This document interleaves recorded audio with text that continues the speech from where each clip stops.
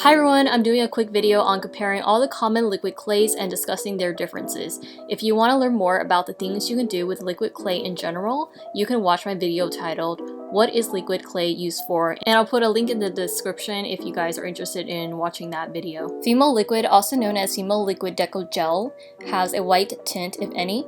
The clarity is rated 4.75 out of 5. It's probably the clearest clay when baked at 265, but it's second to Sculpey clear when baked at 300. It can also have visibly grainy particles. Viscosity is rated at 1 out of 5. Viscosity is the level of thickness, and it's rated at 1 out of 5 because it's not very thick and is quite runny. The flexibility is rated 5 out of 5.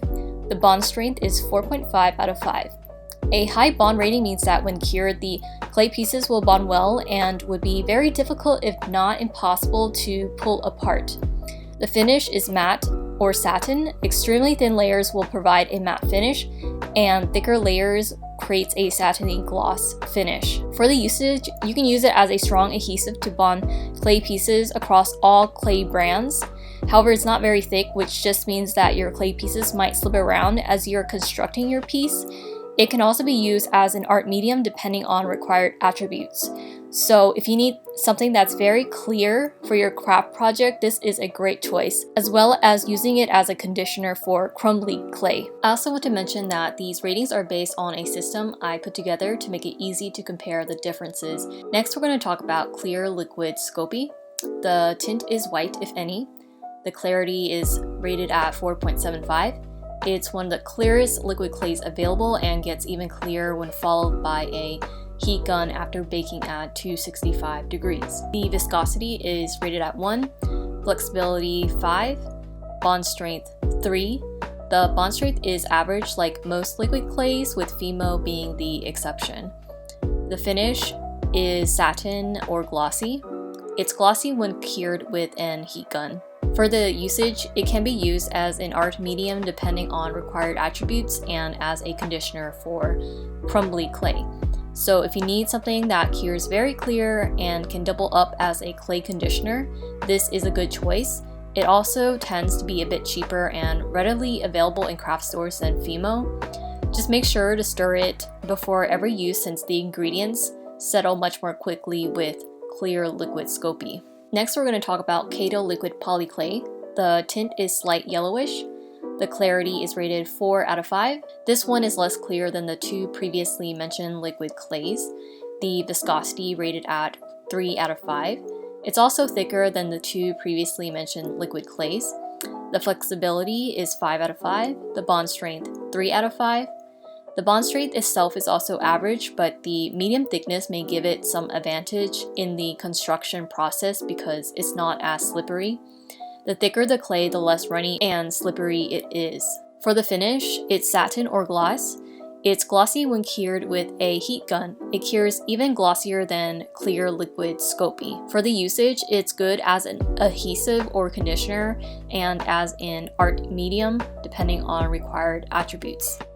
Translucent liquid Sculpey, also known as TLS, has a slight yellowish tint. The clarity is rated at 2 out of 5. It's pretty cloudy when cured. The viscosity is rated at 4 out of 5. It's one of the thickest of all liquid clays with a syrupy consistency, but it's not as thick as Sculpey Bake and Bond.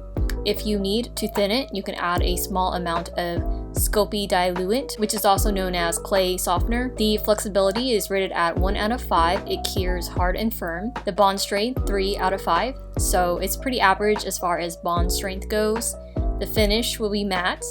For the usage, it's great as an art medium for producing multi-layered effects and as a conditioner for crumbly clay. So let's talk about Sculpey Bake and Bond for a minute. While it's not labeled as liquid clay, it's actually just a thicker version of liquid clay.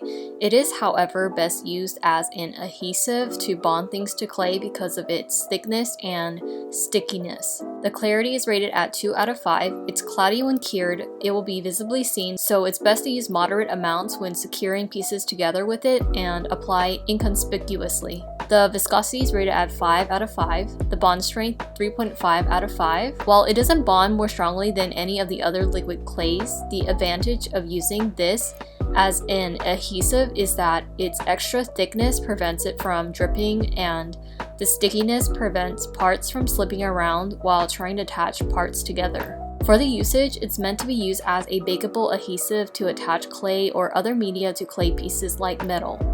Remember that liquid clay doesn't work like glue, you have to bake it to cure the bond. It's not good for conditioning clay or using as an art medium, and this is due to its stickiness and thickness. Here are some recommendations to keep in mind. Always stir your clays to ensure the material are mixed well.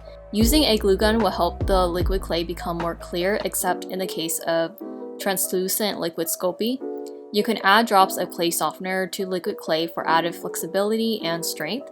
Here are some recommendations when using liquid clay as a bonding agent.